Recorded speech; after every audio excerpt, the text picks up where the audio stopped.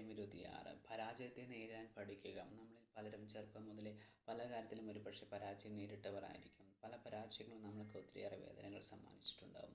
ഓരോ പരാജയത്തിനും എന്തെങ്കിലും കാരണമുണ്ടാകും. അത് തിരുത്തി മുന്നേറാൻ സാധിക്കേണ്ടതുണ്ട്.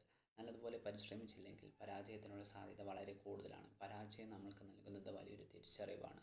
മുന്നോട്ട് വിജയത്തിലെത്താൻ ഇനിയുമേറെ പരിശ്രമിക്കേണ്ടിയിരിക്കുന്നു. നമ്മൾക്കുണ്ടായ പരാജയത്തിൽ നിന്ന് മാത്രമല്ല, ചുറ്റിലുമുള്ള പരാജയപ്പെട്ടവരിൽ നിന്നും ഒത്തിരിയേറെ പഠിക്കാനുണ്ട്. പരാജയത്തിൽ നിന്നും പാഠങ്ങൾ ഉൾക്കൊണ്ട് മുന്നേറാൻ നമ്മൾ ഓരോരുത്തർക്കും കഴിയേണ്ടതുണ്ട്. നമ്മൾ പരിശ്രമിച്ചില്ലെങ്കിൽ പരാജയം എപ്പോഴും നമ്മുടെ കൂടെ തന്നെ ഉണ്ടായേക്കാം. നമ്മുടെ ചുറ്റിലുമുള്ള മനുഷ്യർ നേടിയ പല വിജയങ്ങൾക്ക് നിരവധി പരാജയങ്ങൾ ഒരുപക്ഷെ ഏറ്റുവാങ്ങേണ്ടി വന്നിട്ടുണ്ടാവും. പക്ഷേ എങ്കിൽ അവരെല്ലാം തളരാതെ വിജയത്തിന് വേണ്ടി കഠിനാധ്വാനത്തിന് തയ്യാറായതുകൊണ്ടാണ് പിന്നീട് അവർക്ക് നേട്ടങ്ങൾ സ്വന്തമാക്കാൻ സാധിച്ചിട്ടുള്ളത്. ഓരോ പരാജയവും നമ്മളേറെ മുന്നേറാനുണ്ടെന്ന് ആണ്.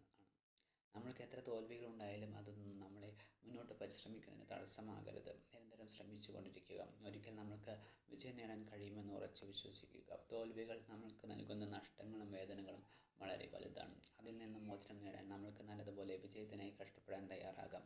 നാളുകളിൽ നമ്മൾക്ക് വിജയം നേടാൻ കഴിയുമെന്നുള്ള ഉറച്ച വിശ്വാസത്തോടെ മുന്നേറാൻ നമ്മളെല്ലാവർക്കും ഇനിയുള്ള നാളുകളിൽ സാധിക്കട്ടെ.